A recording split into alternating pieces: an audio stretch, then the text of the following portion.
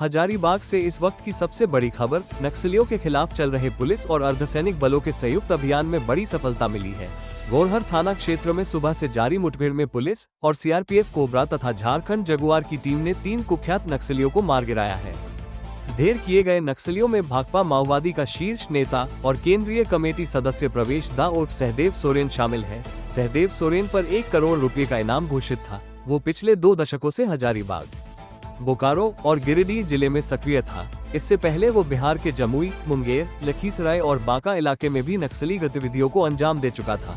दूसरा नक्सली रघुनाथ हेम्ब्रम उर्फ शिबू मांझी था, जो 25 लाख का इनामी था। वहीं तीसरे नक्सली बिरसेन गंजू पर 10 लाख का इनाम था और वह भाकपा माओवादी का जोनल सदस्य बताया जा रहा है। इन तीनों नक्सलियों के खिलाफ दर्जनों संगीन मुकदमे दर्ज है। अकेले प्रवेश दा पर 30, शिबू मांझी पर लगभग 60 और बिरसेन गंजू पर 36 मामले दर्ज हैं। मुठभेड़ के बाद पुलिस ने भारी मात्रा में हथियार और सामान बरामद किए हैं, जिनमें 3 AK-47 राइफल, 63 जिंदा कारतूस, 6 भरे हुए magazine pouch, 1 Samsung Galaxy tablet, electronic उपकरण, नग, माओवादी पर्चे, सिरिंज, इंजेक्शन और ग्रेनेड के स्प्लिंटर शामिल हैं। डीजीपी अनुराग गुप्ता ने प्रेस वार्ता कर बताया कि ऑपरेशन चूना पत्थर के तहत अब तक झारखंड पुलिस ने बड़ी कामयाबी हासिल की है।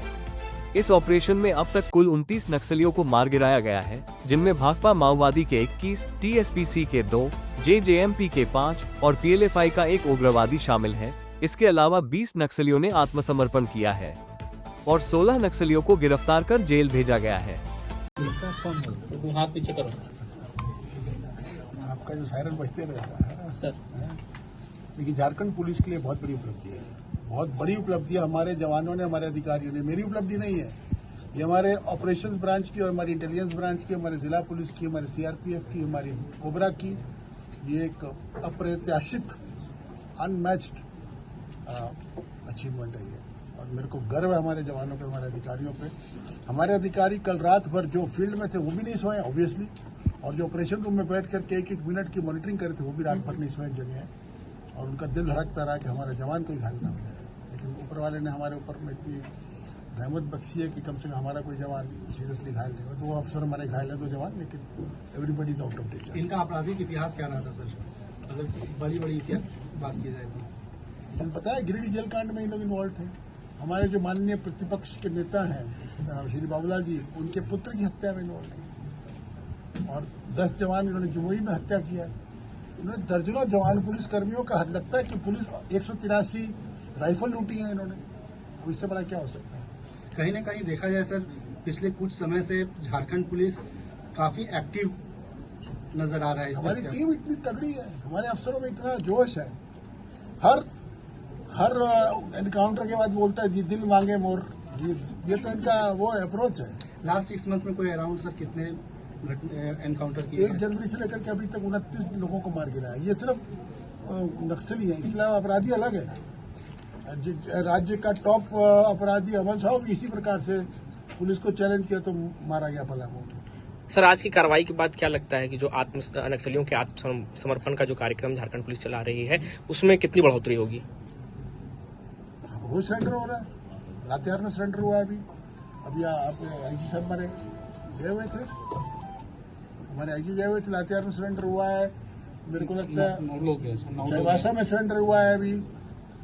देखिए, वहां पे तो भगदड़ मची हुई है नक्सलियों में। वो लोग तो मुझे लगता है राइफल लेकर के अपने लोगों की रक्षा करते रहते हैं कि हमारे जवान भाग के फिर से पुलिस के पास न चले जाए। ये हाल हो रखा है वहां पर, क्योंकि उनको पता है कि उनको सामने मौत नजर आ रही है सब नक्सलियों।